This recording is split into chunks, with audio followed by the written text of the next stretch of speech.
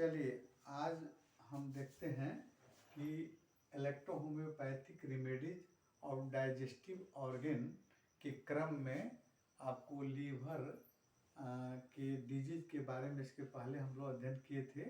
तो उसमें लीवर के तमाम डिजीज जैसे आपको जॉन्डिस, हेपेटाइटिस और फैटी लीवर के बारे में और फिर उसमें कौन कौन सी इलेक्ट्रो होम्योपैथिक औषधियाँ कार्य करती हैं उसके बारे में हम बता दिए थे। आज हम लोग देखते हैं गॉल ब्लैडर में स्टोन यानी पित्ताशय की पथरी या पित्त की पथरी इसको कहते हैं गॉल ब्लैडर स्टोन, है ना।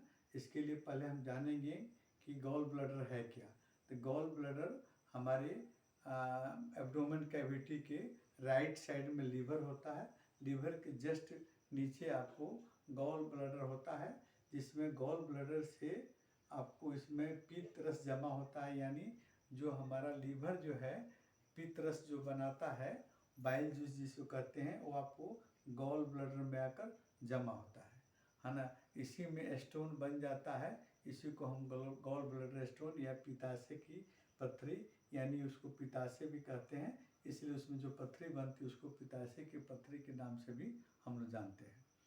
अब देखिए, अब गॉल ब्लैडर में इसका होने का कारण क्या क्या है।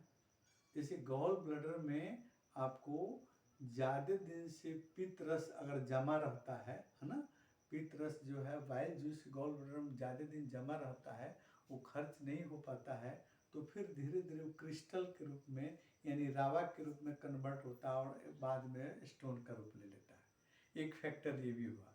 दूसरा फैक्टर ये भी होता है कि कभी कभी जो है गॉल ब्लैडर में ज़्यादा मात्रा में आपको बाइल जूस जमा हो जाता है और वो जो जूस आपको जिसके चलते आपको गॉल ब्लैडर में सिकुड़न नहीं हो पाती है, आपको सिकुड़ नहीं पाता है, आपको ज़्यादा आपको बाइल जूस रहने के चलते, तो फिर वो क्रिस्टल के रूप में बनकर फिर स्टोन बन जाता है।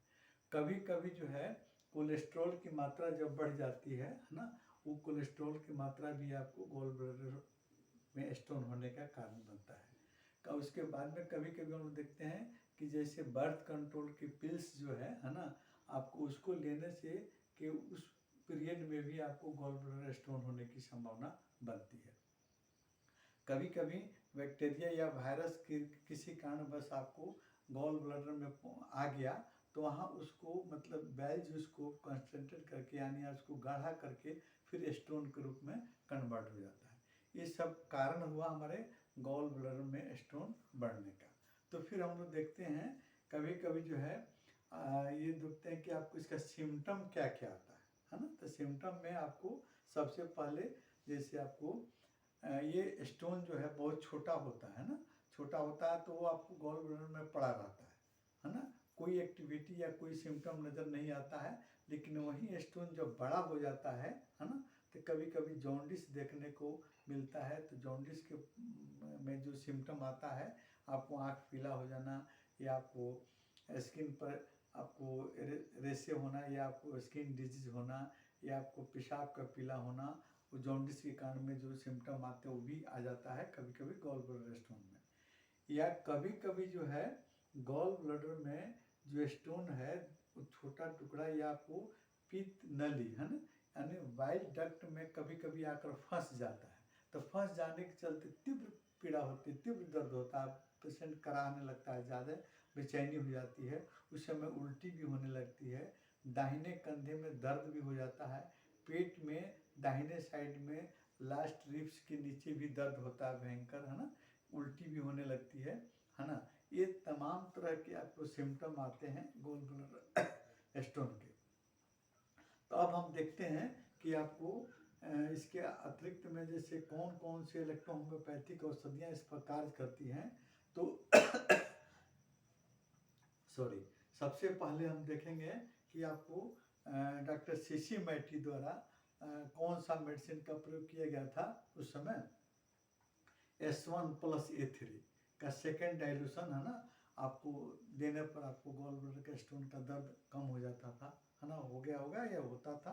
अच्छा, सबसे पहले इसमें कहना भूल गए कि आपको इसको पहचान करने का एक और तरीका होता है। जैसे LFT हम लोग कराते हैं और फिर साथ साथ में आपको अल्ट्रासाउंड कराते हैं, तभी आपको पकड़ में आ जाता है कि स्टोन इसमें है।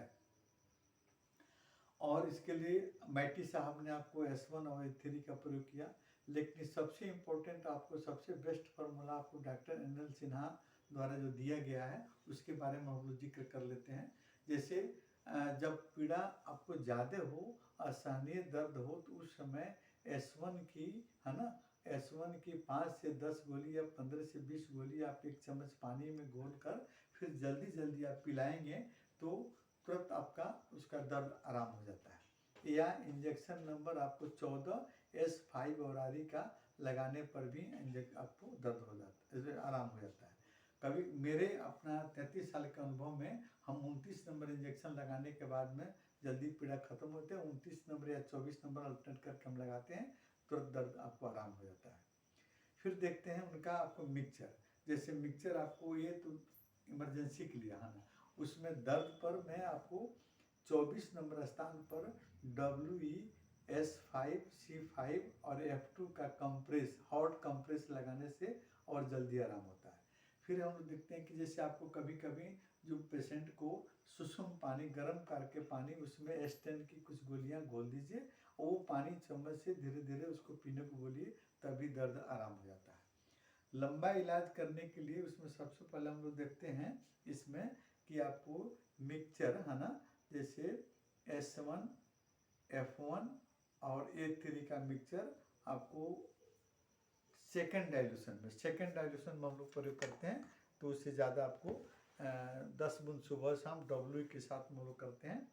अच्छा, उसके बाद डॉक्टर कुलकर्णी द्वारा जो है, डॉक्टर कुलकर्णी B कुलकर्णी द्वारा जो फॉर्मुलेशन दिया गया था उसमें आपको S1 F1 S2 नहीं सॉरी S2 F1 और C1, इसको मतलब मिक्सचर में सेकेंड डाइल्यूशन में पेशेंट को पिलाया जाता है, तो आपको दर्द भी आराम होता है, साथ साथ में स्टोन टूटकर आपको धीरे धीरे आपको निकल भी जाता है। लेकिन हमारे 33 साल के अनुभव में ज़्यादा हमको मिला है कि जैसे जो स्टोन हम लोग तोड़ देते हैं, ब्रेक कर देते हैं, है ना, लेकिन आपको वो स्टोन आपको पित्त नली में कभी कभी जाकर छोटा सा फंस जाता है, तो फंस जाने के साथ में उस समय पेशेंट को काफ़ी पीड़ा होती है।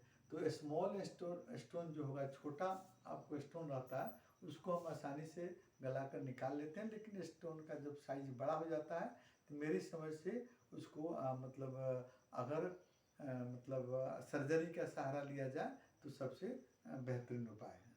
डॉक्टर NL सिन्हा द्वारा जो है आपको कभी कभी जो है इसका इंजेक्शन आपको मिक्सचर जो है हायर पोटेंसी में देने को राय देते हैं ना, और लॉ ऑफ पोलैरिटी नहीं, लॉ ऑफ पोलैरिटी नहीं, आपको उसको कहेंगे आपको मरीज के टेम्परामेंट के हिसाब से, है ना, मरीज के आपको प्रकृति के हिसाब से आपको S1 या S2, है ना, की मात्रा S1 या S2 को हम दे सकते हैं अदल बदल कर, है ना, या उसको डिनेट कर लें कि हाँ मतलब ये पेशेंट आपको सेगुन टेम्परामेंट का है तो हाँ S2 का हम लोग प्रयोग करेंगे, अगर ये आपको लिम्फेटिक टेम्परामेंट का या कफ प्रकृति का है तो वहाँ पर S1 की ज़्यादा सुविधा रहती है।